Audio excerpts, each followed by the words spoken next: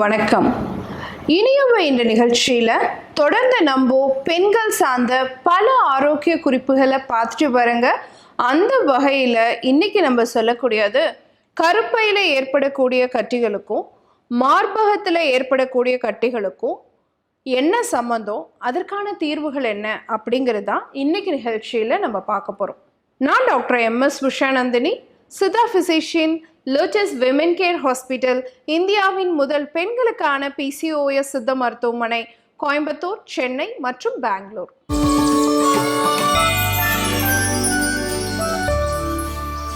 கருப்பை கட்டிகள், மார்பக கட்டிகள். கருப்பை கட்டிகள்னா ஃபைப்ராய்ட்ஸ், மார்பக கட்டிகள்னா ஃபைப்ரோ அடினோமா. இப்போ எந்த வயசுல வரதுக்கு வாய்ப்பு இருக்கு அப்படின்னு கேட்டிங்கன்னா, மார்பக கட்டிகள் ஒரு 20லேருந்து 30 வயசுக்குள்ள இந்த மாதிரி குட்டி குட்டியாக வர ஆரம்பிக்கும். இதை ஃபைப்ரோ அடினோமான்னு சொல்கிறோம்.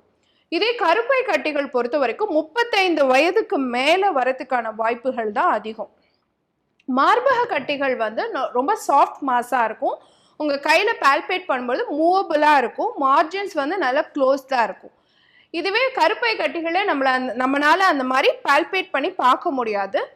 மார்பக கட்டிகளில் அவ்வளோ சீக்கிரம் இந்த ஃபைப்ரோ அடினோமா வலியை கொடுக்காது. ஹார்மோனல் சேஞ்சஸ் வலியை கொடுக்கும், ஆனால் இந்த கட்டிகள் வலியை கொடுக்காது.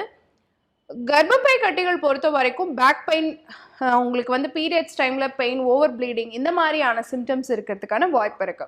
பட் இது ரெண்டுலையுமே காமனான ஒரு ஃபேக்டர் என்ன தெரியுங்களா? இது ரெண்டுமே நான் கேன்சரஸ் தான். ரெண்டுமே கேன்சர் கட்டிகளாக மாறுறதுக்கான வாய்ப்புகள் கிடையாது, கேன்சர் கட்டிகளாக இருக்காது. இந்த ரெண்டு கட்டிகளுமே இன்னொரு காமன் ஃபேக்டர், ரெண்டுமே ஹார்மோனல் இன்ஃப்ளூயன்ஸ்னால தான் அதிகமாகுது அப்படிங்கிறதையும் தெரிஞ்சுக்கணும்.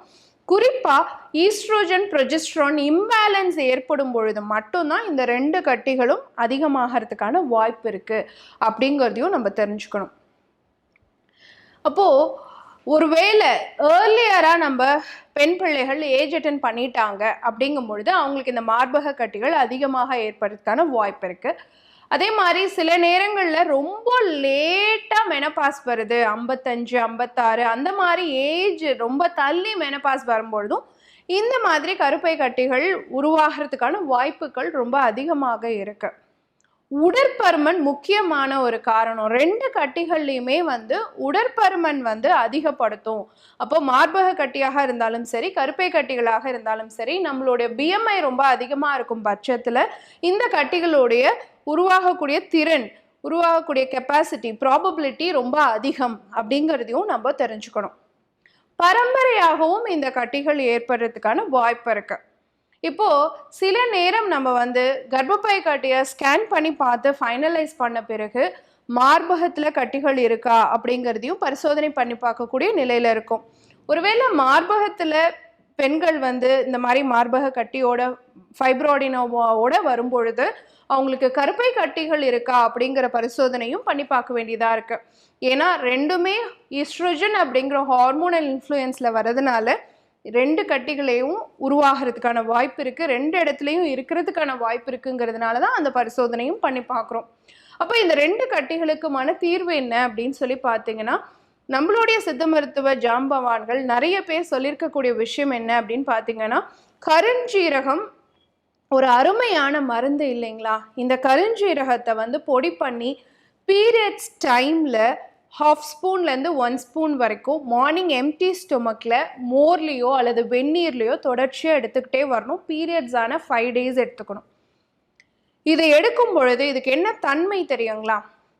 இதில் இருக்கக்கூடிய தைமோக்வினோன்ஸ் ஆன்டி இன்ஃப்ளமேட்டரி தன்மை உடையதாக இருக்குது, ஆன்டி ஆக்சிடென்ட் தன்மை உடையதாக இருக்குது, ஆன்டி டியூமர் ஆக்டிவிட்டியும் இருக்குது. அப்போ ஆக்சிஜனேற்ற தன்மையை தடுக்கக்கூடியதாகவும், வீக்கத்தை குறைக்கக்கூடியதாகவும், கட்டிகள் உருவாகிறது தடுக்கக்கூடியதாகவும், குறைக்கக்கூடிய தன்மை உடையதாகவும் இந்த கருஞ்சீரகம் இருக்கிறதாக சொல்லப்படுது.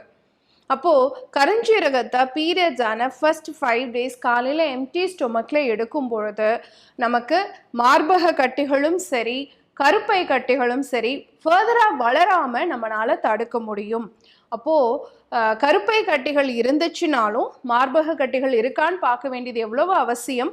மார்பக கட்டிகள் வளரும் பொழுது கருப்பை கட்டிகள் உருவாகிறதுக்கான வாய்ப்பு இருக்கு அப்படிங்கிற பட்சத்தில் கண்டிப்பா உடல் எடையை ஆரோக்கியமா வச்சுக்கிறதுக்கு நீங்க என்ன மாதிரி முயற்சிகள் எல்லாம் செய்யணும், அது கூடவே உடற்பருமனை கட்டுப்பாட்டில் வச்சுக்கிறதுக்கு உணவு முறை மாற்றங்கள் நிறைய வந்து அசைவ உணவு சாப்பிட்றவங்க குறைச்சிக்கிட்டு, கூடவே வந்து பார்த்தீங்கன்னா ஈஸ்ட்ரோஜனை அதிகரிக்கக்கூடிய நிறைய உணவு முறைகளை கட்டுப்படுத்தி ஒரு ஆரோக்கியமான உணவு முறையை நீங்கள் கடைபிடிக்கணும். நிறைய பிளாஸ்டிக்ஸ் யூஸ் பண்ணுறது அந்த மாதிரி விஷயங்களெல்லாம் தவிர்த்துட்டு கடுமையான உடற்பயிற்சியும் செஞ்சு உங்கள் உடல் எடையை நீங்கள் கட்டுப்பாட்டில் வச்சுக்கிட்டீங்க அப்படின்னு சொன்னால் இந்த மாதிரி கட்டிகளை பார்த்து நம்ம பயப்பட வேண்டிய அவசியம் கிடையாது.